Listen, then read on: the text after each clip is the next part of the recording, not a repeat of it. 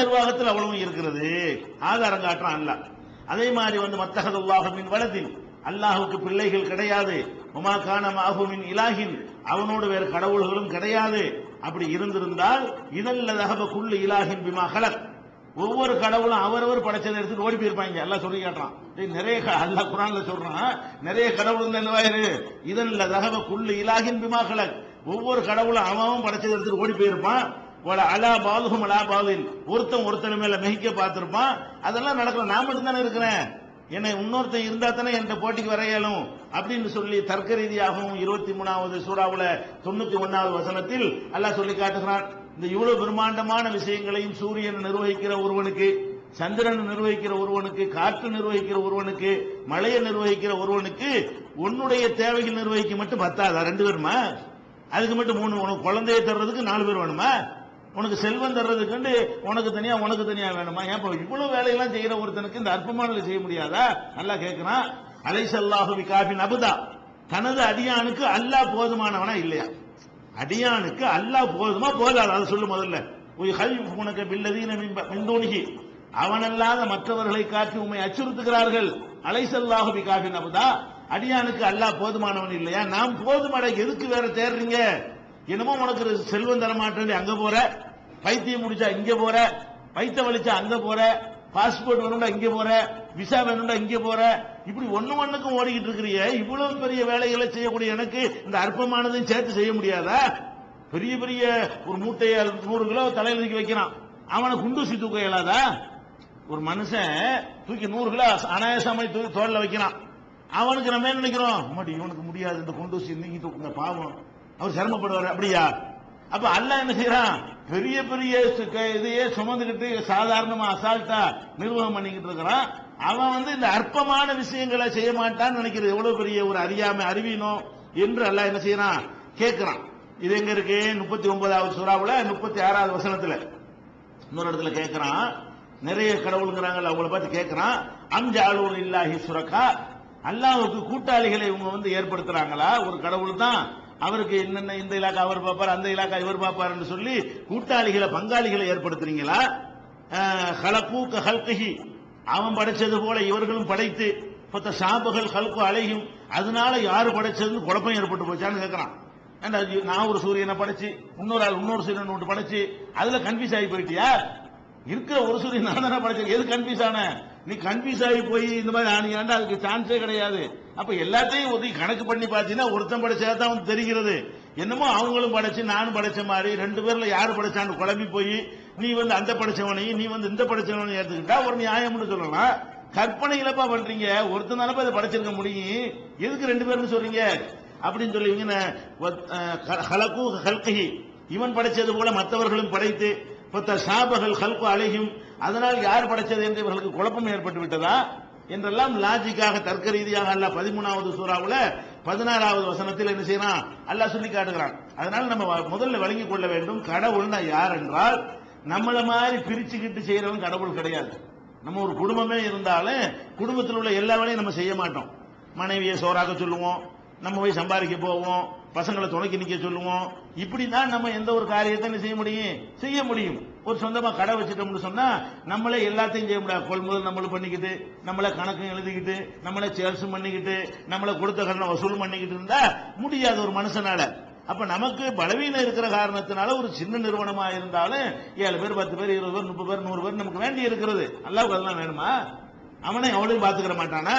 அல்லாஹ் என்ன கேட்கிறான்? அடே எல்லா நிர்வாகம் நான் தானே பாக்குறேன், ஒட்டுமொத்த நிர்வாகத்தை பாக்குறேன். இரவு பகல் மாறி மாறி வருது, அதை யார்ட்டையாவது கொடுத்து இரவு பகல் நீ பாத்துக்க, நான் இதை பாத்துக்கிறேன் அப்படின்னு நான் பிரிச்சுக்கிட்டேன்னா, நீ பிள்ளை கொடுக்குற நீ பாத்துக்க, ரிஸ்க் கொடுக்குற நான் பாத்துக்கிறேன் அப்படி செக்ஷனை பண்ணிக்கிட்டேன்னா, அல்லாஹ் கேட்கிறான் எல்லாம் நான் தான் செய்யறேன். இந்த உலகத்துல என்னென்ன நடக்குதோ, நோயானாலும் ஆரோக்கியமானாலும் உயிரை கொடுத்தாலும் உயிரை எடுத்தாலும் சுனாமி ஆனாலும் செல்வம் வழங்கினாலும் என்ன மேற்ற வேணாலும் எடுத்துக்க, நான் தான் பண்ணிக்கிட்டு இருக்கிறேன்.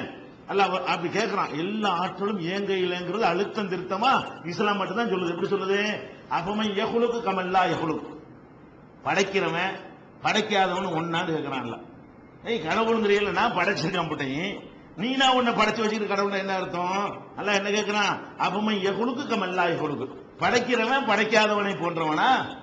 அவலா ததக்கரும் சிந்திக்க மாட்டீர்களா அப்படின்னு 16 17 கேட்கிறான். உள்ளதீன எதுவும் மின்தூனில்லாஹி லா யஹ்லுகுன ஷையன் வஹும் யுஹ்லகுன். அல்லாஹ்வை விடுத்து இவர்கள் யாரையெல்லாம் அழைக்கிறார்களோ அவ்வளவு பேரும் எதையும் படைத்தது இல்லை, அவர்களே படைக்கப்பட்டிருக்கிறார்கள். இவ்வளவு அற்புதமா வைக்கிறான்னு பாருங்க. நீங்க அல்லாஹ் யாராவது படைச்சான்னு சொல்ல முடியாது. ஏன்? அதுக்கு தான் அல்லாஹ் வந்து நம்மளை காட்டாம உருவம் வைக்க இடம் தராம அவன் பாட்டுக்கு என்ன செய்யறான், அவனுடைய பொசிஷனை கரெக்டா காப்பாத்திட்டு இருக்கிறான். எவனுக்கு ஒண்ணு சொல்ல முடியாது. மத்தவெல்லாம் என்னவா இருக்கு, அவங்கள தயாரிச்சதா இருக்கும். அல்லாஹ் என்ன கேட்கிறான், நீங்கள் யாரை அழைக்கிறீர்களோ, அல்லாஹ் விட்டு விட்டு யாரை பிரார்த்திக்கிறீர்களோ அவர்கள் எல்லாம் எதையும் படைத்தது கிடையாது. வஹும் யுஹ்லகூன், அவர்களே படைக்கப்பட்டிருக்கிறார்கள் என்று 16 20 அல்லாஹ் சொல்லி காட்டுகிறான். எல்லா இலாக்கும் இயங்கிட்டங்கிறதுக்காக வேண்டி பல வசனங்கள்ல உண்மையா சொல்லி காட்டி, அம்மன் கலக்க சமாவாத்தி உள்ளார், வானம் பூமியை படைச்சவன் யாரா, அன்சலக்கும் மினசமாய் மான், உங்களுக்கு வானிலிருந்து மழையை இறக்கியவன் யார், பம்பத்னாபிகி ஹதாயிக்க தாத்த பகஜத்தின் கவர்ச்சிமிகு தோட்டங்களை அதன் மூலமாக உருவாக்கினவன் யார், மாக்கான்களுக்கும் தும்பித்து ஷஜரகா, அதில் ஒரு மரத்தை கூட உங்களால் உண்டாக்க முடியுமா, இதெல்லாம் செய்தவன் யார், இலாஹும் அல்லாஹ், அல்லாஹ்வோடு வேறு கடவுளா அப்படின்னு பல்ஹும் கௌமி யாதிலூன், இவர்கள் மற்றவர்களை அல்லாஹ்வுக்கு சமமாக பார்க்கிறார்கள். 27 60 சொல்லி காட்டினான். அம்மன் ஜாலல்லாஹ் கராரன், இந்த பூமியை வாழ்வதற்கு ஏற்ற இடமாக ஆக்கியவன் யார், ஜால ஹிலாலஹா அன்ஹாரன், அதற்கிடையே நதிகளை ஓடச் செய்த. அதாவது எதுக்குன்னா, இந்த கடவுள் நிறைய வருவதற்கு காரணமே என்னன்னா, நம்மள மாதிரி கடவுள் நினைச்சுட்டாங்க. நமக்கு எல்லா வேலையும் செய்யணுமா, நம்ம செக்ஷனை பிரிக்கத்தானே செய்யறோம், ஒரு கணக்கு பிள்ளையை தனியா வைக்கத்தானே செய்யறோம், ஒரு ஆடிட்டரை தனியா வைக்கத்தானே செய்யறோம், கோர்ட்டுக்கு போன ஒரு வக்கீலை தனியா வைக்கத்தானே செய்யறோம், ஒவ்வொரு துறைக்கும் ஆளை போட்டுத்தானே நம்ம நிர்வகிக்க பண்றோம். இத்தனை அமைச்சர்களை வச்சிருக்கிறோமே, கல்விக்கு ஒரு மந்திரி, சுகாதாரத்துக்கு ஒரு மந்திரி, நிதிக்கு ஒரு மந்திரி, போக்குவரத்துக்கு ஒரு மந்திரி, உள்ளாட்சிக்கு ஒரு மந்திரின்னு சொல்லி ஒவ்வொரு இலாக்கா பிரிச்சுதான் நம்ம நடத்திக்கிட்டு இருக்கிறோம்.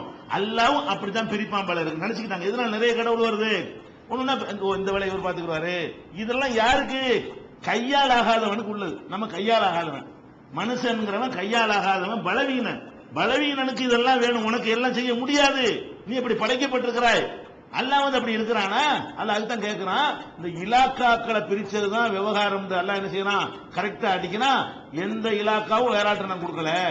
எப்படி சொல்றான், அம்மன் ஜாலல்லாஹ் கிராரன், பூமியை வாழ்வதற்கு ஏற்ற இடமாக ஆக்கியவன் யார், ஜால ஹிலாலஹா அன்ஹாரன், அதனூடே நதிகளை ஓடச் செய்தவன் யார், ஜாலலஹா ரவாசிய, அதற்கு மலைகளை முளைகளாக நிறுவியவன் யார், ஜால பைனல் பஹரைனி ஹாஜிஸா, கடல்களுக்கு மத்தியில தடுப்பை ஏற்படுத்தி இருக்கவன் யார், ஐலாஹும் அல்லாஹ், அல்லாஹ்வோட கடவுளா, அல்லாஹ்வோட வேற கடவுளா, பல் அக்ஸருஹும் லா யஅலமூன், அதிகமான பேர் விளங்காம இருக்கிறாங்களே என்று 27வது சூராவுல 61 கேட்கிறான்.